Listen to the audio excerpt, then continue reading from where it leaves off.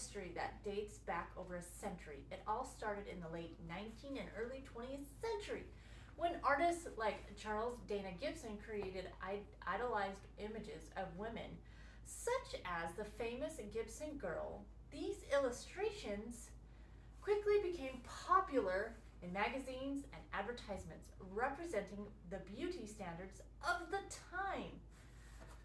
The real boom for pinup art came during World War II. Soldiers needed a moral boost, and pinup girls provided just that. Artists like Alberto Vargas and George Petty became legends, crafting images of women who were both flirtatious and fun, offering a perfect mix of innocence and allure.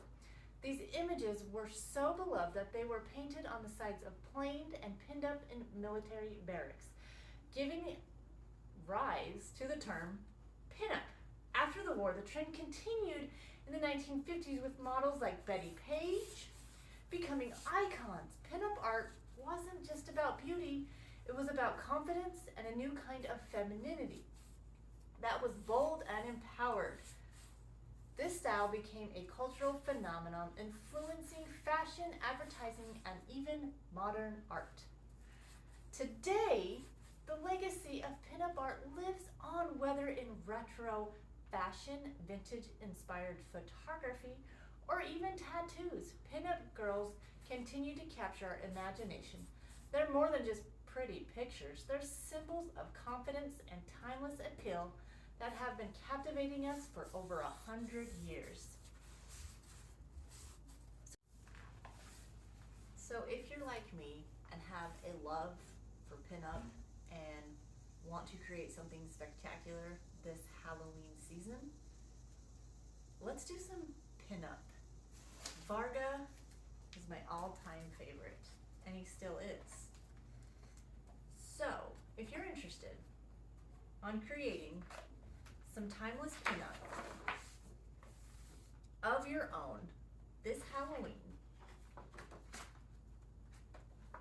or Christmas or whatever it may be, step out of these true beauty inspiration. Become a pinup girl with me. And that's what we're creating right now. Some 1950s inspired Halloween pinup concepts. So stay tuned and let's get creative in this Halloween spirit. The joys of being creative. So we are creating a softbox with a stencil of a jack-o'-lantern for our Halloween debut.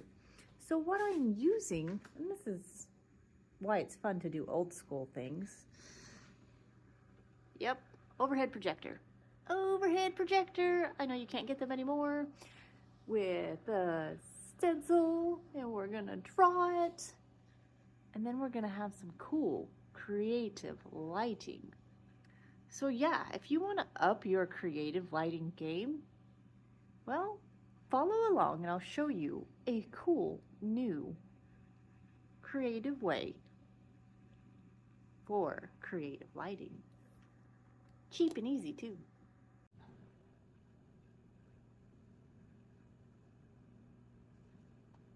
Word of the wise, cut before you paint. I jumped the gun and I painted first. So, paint your box last. Cut first, then paint.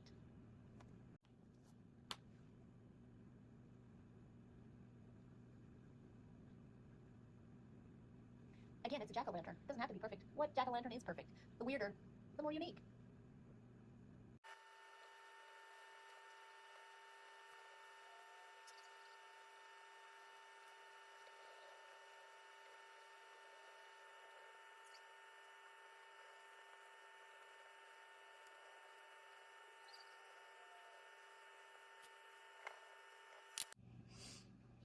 Get yourself a utility knife and a set of little blades for those little areas to cut. We're gonna start cutting.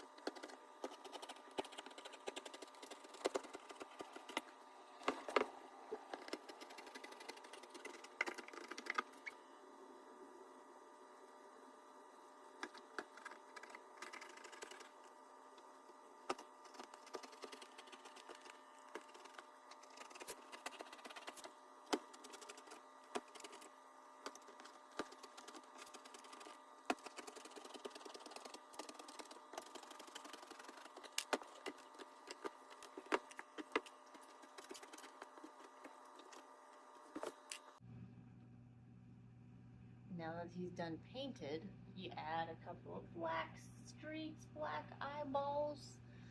Make him feel alive. Again, trust the process.